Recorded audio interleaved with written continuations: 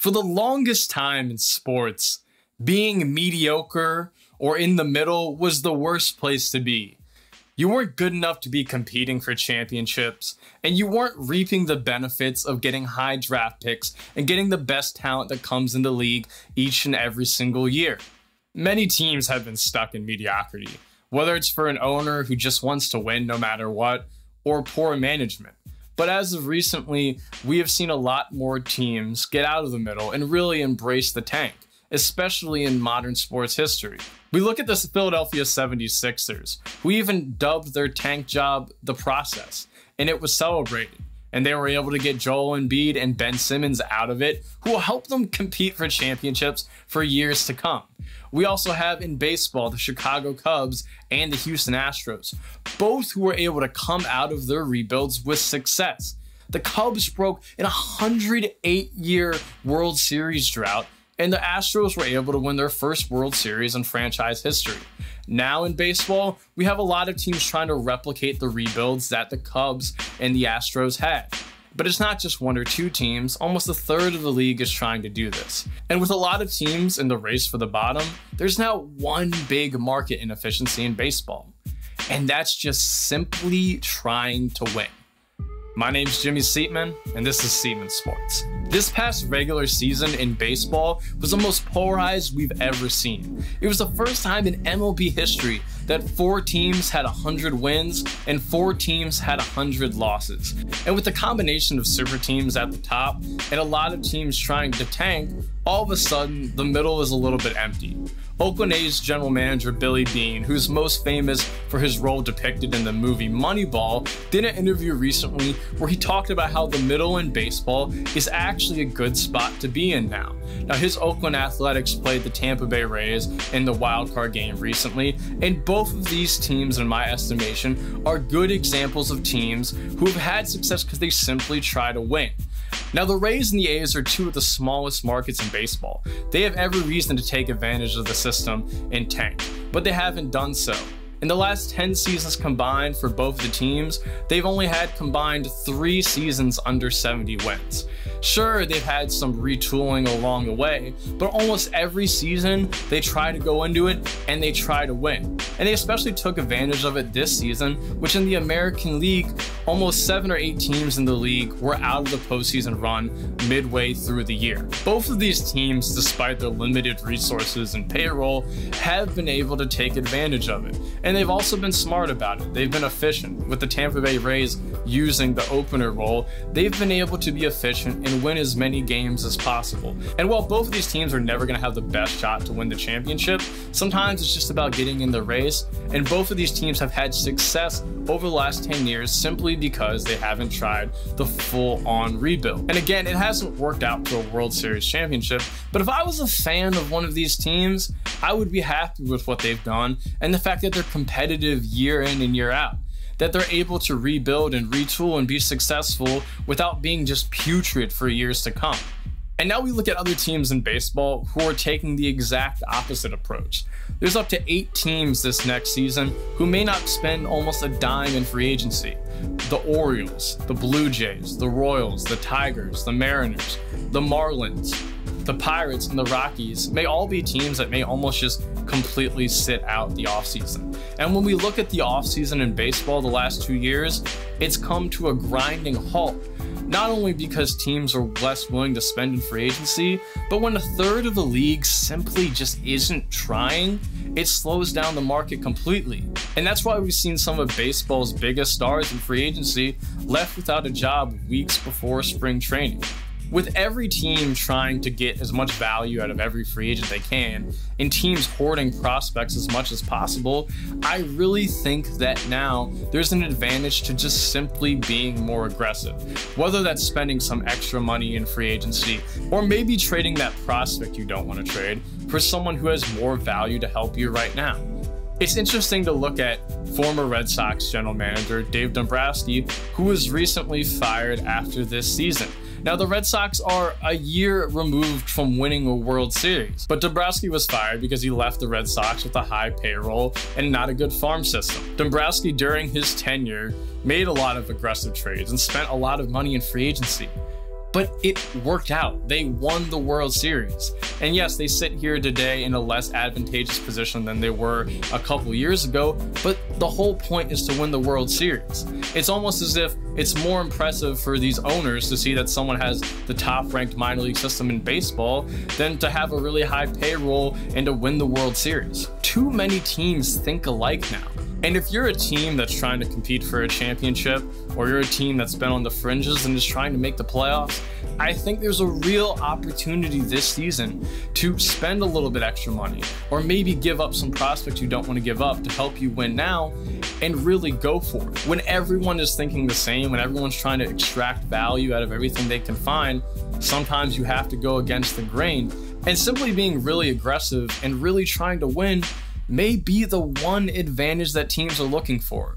If you look at Moneyball and the origins of it, the Oakland Athletics were trying to find an advantage they could hold over teams that had much higher payrolls than them. They couldn't afford to keep all their stars.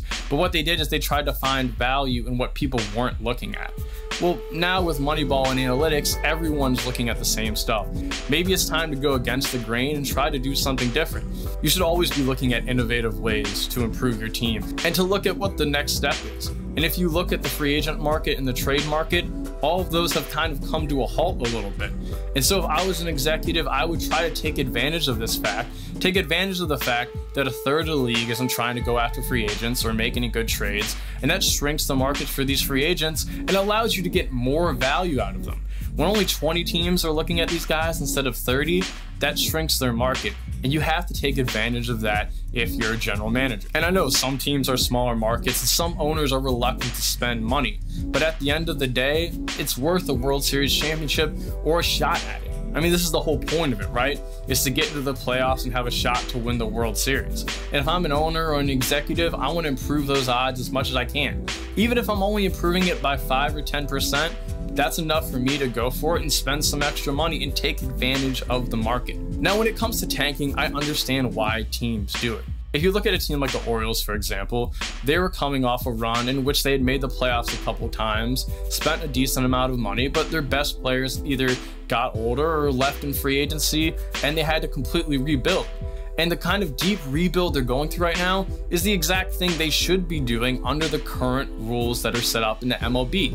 They're taking advantage of that, but they're going to be bad for not only just this season or last season, but probably for the next 4 or 5 years. And no matter if it's the right thing to do strategically, I still think it's just not good for the game.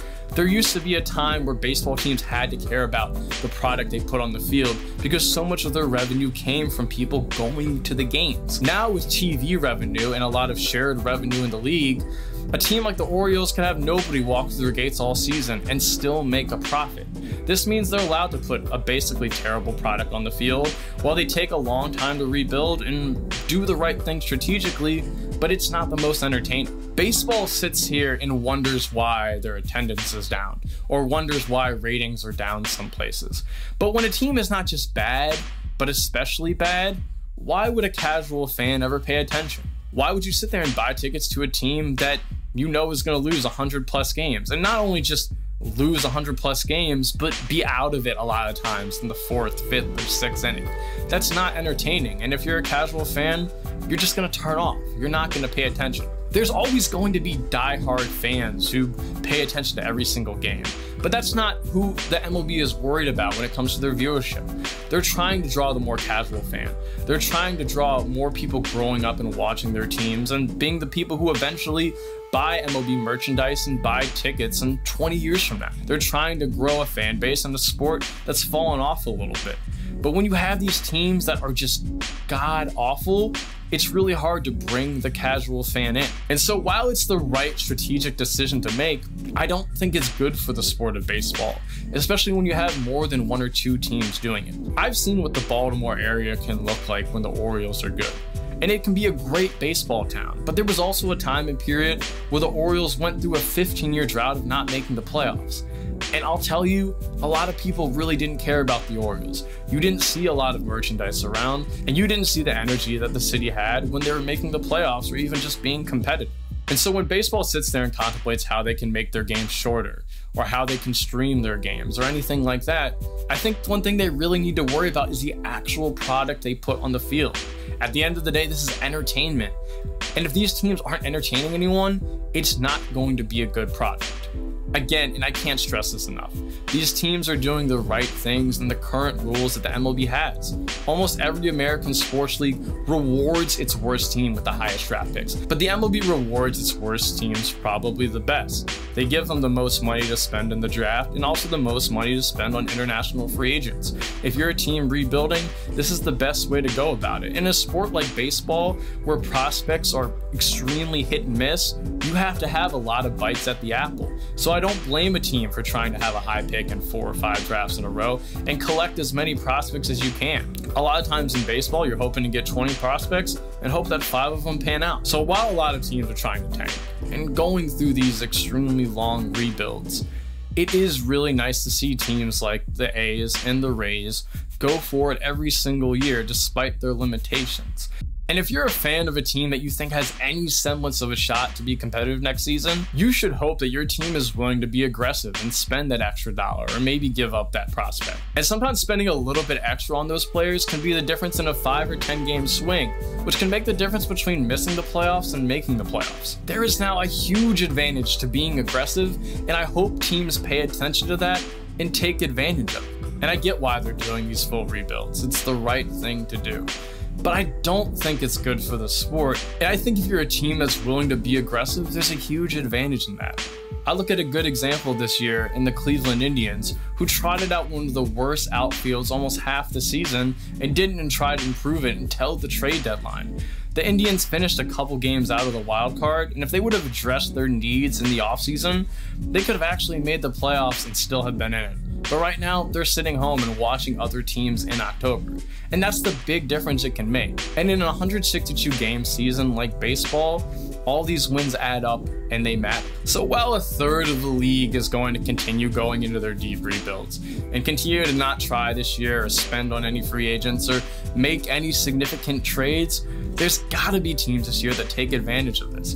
And in this offseason, I'm gonna be looking real closely to see what executives think the same way I do and see the same trends. I hope teams realize there's never been a more advantageous time to be aggressive than right now. The biggest market inefficiency in baseball is simply just trying to win. The whole point is to win the World Series, and there's nothing greater than that feeling. Hey guys, I hope you liked this video, and I'm going to be bringing you guys more MLB content all year round. So don't forget to like this video, and also don't forget to subscribe to my channel, Siettmann Sports. I'll talk to you guys next time.